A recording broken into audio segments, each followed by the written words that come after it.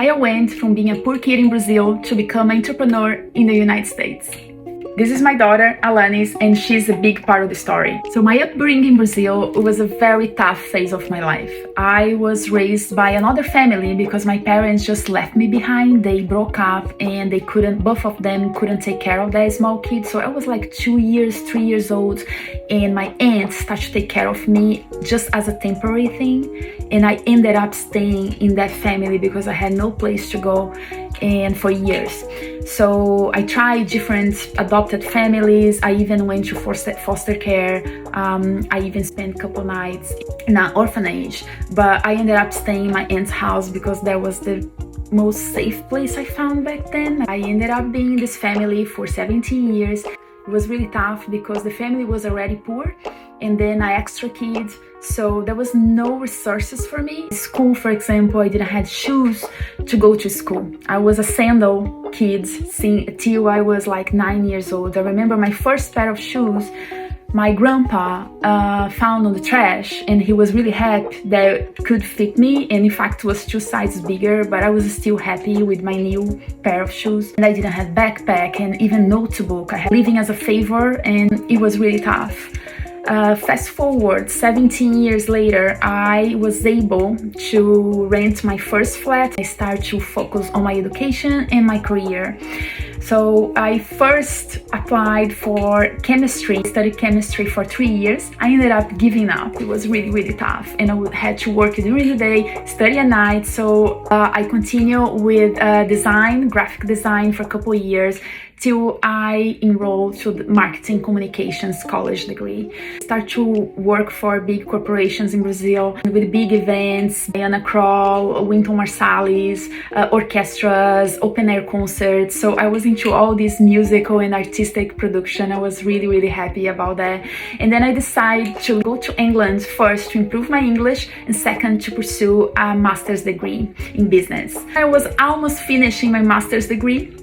2 years later, I got pregnant from this beautiful, thanks God, that thing happened. Unfortunately, the relationship with her father didn't work. So I had to flew away from England back to Brazil with the diploma, a backpack, and my daughter, a little baby. She was 11 months old. And then back in Brazil, I started to build again, and I started to work for a big media company. Tá tão longo, mãe. So long.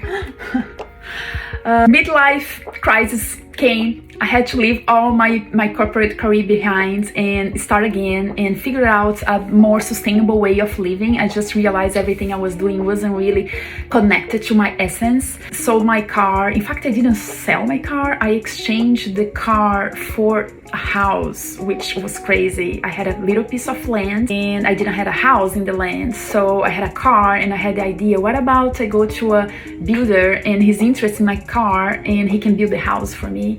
And it worked. They accepted my proposal, and 45 days later I had this tiny beautiful wood house built for me and her, and we start to live there a more simple life. That's when my digital marketing nomad career started.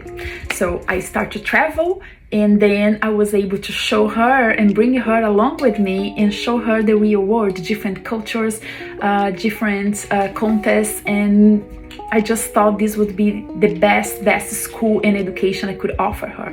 So we started to travel together. She was 6 years old, went to Europe again. I was able to show her where she was born, the hospital, the place she used to be a baby. And we spent 3 months traveling in Europe.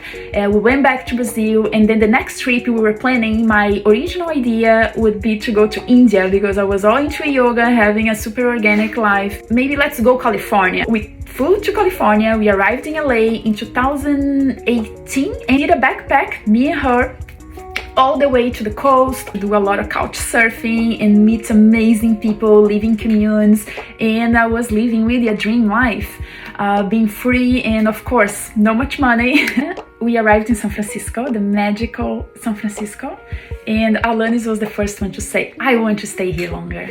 I love the city. She was into circles back then, and she was like, what about we just stay here a little bit more? She wasn't speaking a single word in English, even though I was trying to teach her. And I was able to enroll her in the 2nd grade, I think, in San Francisco. Yeah, middle of second grade. And that was amazing. I started to do small jobs in San Francisco, still with my digital marketing career, which was already crumbling down.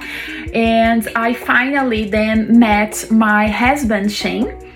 He was also a traveler. We were involved in cooking meals for the homeless people in San Francisco. So there was this friend of us. He was catalytic. We had a lot of travelers coming to his house and working this project, and me and Shane were one of those. And he accepted Alanis, was the first kid he accepted in a project. And even Alanis fed the homeless in San Francisco.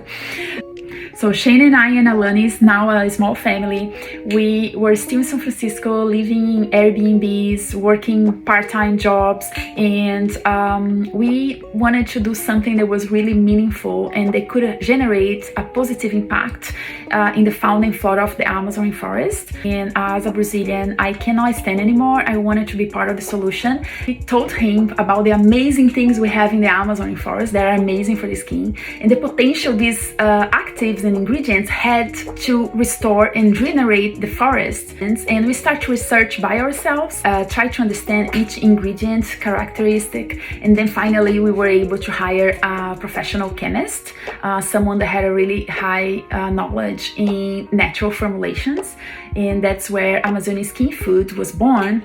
We then launched officially the brand in San Francisco in the middle of COVID crisis. The feedback was amazing. We had tons of people saying, wow, these ingredients really work. It makes my skin better and I feel more connected with nature. So I start to have magazines talking about my business and my story. So proud to have created a brand that has this impact. With the sales of our first year, we were able to help to build a school, an indigenous school in the heart of the Amazon forest. 60 indigenous kids preserving that culture. 2023, now we are building a water well because there's 250 people in this indigenous community. They have no access to clean water. Right now, they are drinking brown water from the river. We are really thankful that we are able to promote such change in so many people's life in the heart of the Amazon forest, and helping the true guardians of the Amazon, which are the indigenous people and the traditional people, the riverside communities of Brazil. So I'm super proud of my story, of my journey, and I couldn't be more thankful for my family that has been supporting me all the way long. And thank you for all the inspiration for being a better human being. What about my hairdresser? Do you think she has talent? Thank you for watching. Bye bye.